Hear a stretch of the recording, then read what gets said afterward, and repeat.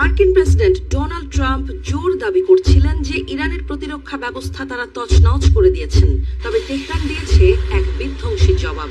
আজ শুক্রবার ভোর রাতে ইরানের আকাশে ডানা মেলা দুটি অত্যাধুনিক মার্কিন যুদ্ধ বিমানকে ধুলোয় মিশিয়েছে বিশ্বের সবচেয়ে শক্তিশালী এবং ব্যয়বহুল স্টিলথ ফাইটার F-35। তেহরানের এক বিবৃতিতে জানানো হয়েছে, তাদের আধুনিক প্রতিরক্ষা ব্যবস্থার আঘাতে মধ্য ইরানের আকাশ সীমায় ধরাশায়ী হয়েছে একটি মার্কিন F-35। এটি ছিল লেকেনহেড স্কোয়াড্রনের অন্তর্ভুক্ত।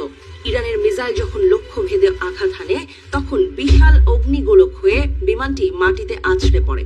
পুরো বিমানটি ছিন্ন ভিন্ন হয়ে যাওয়ায় পাইলটের ভাগ্য নিয়ে এখনো ধোঁয়াশা কাটেনি। ভোরবেলার সেই রেশ কাটতে না কাটতেই দক্ষিণ ইরানের কেশম দ্বীপের কাছে দ্বিতীয় সফল আঘাতের খবর দেয় তেহরান। তারা জানায়, নৌবাহিনীর অত্যাধুনিক প্রতিরক্ষা ব্যবস্থার কবলে পড়ে আরেকটি মার্কিন ফাইটার জেট।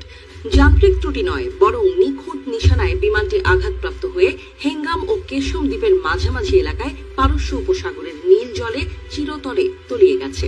ওয়াশিংটন থেকে ট্রাম্প যখন দাবি করছিলেন যে ইরানের রাডার এবং মিসাইল সিস্টেম অকেজো করে দেওয়া হয়েছে, তখন এই ঘটনাকে মার্কিনীদের মুখে সপাটে চড় হিসেবে দেখছে সামরিক বিশ্লেষকরা।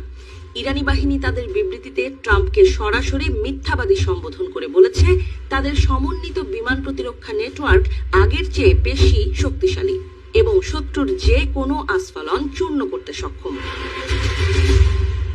মার্কিন বাহিনীর জন্য এটি প্রথম বড় ধাক্কা নয়। গত 11 মার্চও একটি মার্কিন F-35 ভূপাতিত করার দাবি করেছিল তেহরান।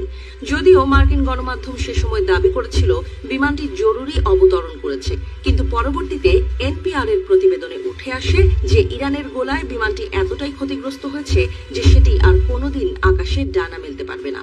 যুদ্ধক্ষেত্রে একের পর এক বিপর্যয় ঠেকাতে পেন্টাগন এখন মরিয়া হয়ে তথ্য গোপনের চেষ্টা করছে। চলমান এই সংঘাতে এই পর্যন্ত 3টি মার্কিন F-15 এবং একটি KC-135 ট্যাঙ্কার ধ্বংস হয়েছে, কিন্তু আশ্চর্যজনকভাবে মার্কিন সামরিক দপ্তর এগুলোকে ফ্রেন্ডলি ফায়ার বা দুর্ঘটনা বলে চালিয়ে দেওয়ার চেষ্টা করছে। সম্প্রতি মার্কিন সামরিক বাহিনী নেভাদায় একটি F-35 বিধ্বস্ত হওয়ার খবর প্রকাশ করেছে, তবে সমর বিশেষজ্ঞরা মনে করছেন এটি আসলে ইরানের হাতে হারানো যুদ্ধ বিমানের সংখ্যা লুকানোর একটি অপকৌশল মাত্র। যুদ্ধক্ষেত্রে স্টিলথ প্রযুক্তির শোচনীয় পরাজয় ঢাকতেই নেভাদার মরুভূমিতে বিমান পড়ার গল্প সাজানো হচ্ছে বলে তাদের ধারণা। ইরানের দাবি, আজকের এই দ্বিমুখী হামলার পর স্পষ্ট হয়ে গেছে যে পশ্চিম এশিয়ায় মার্কিন আকাশ আধিপত্য এখন চরম ঝুঁকির মুখে।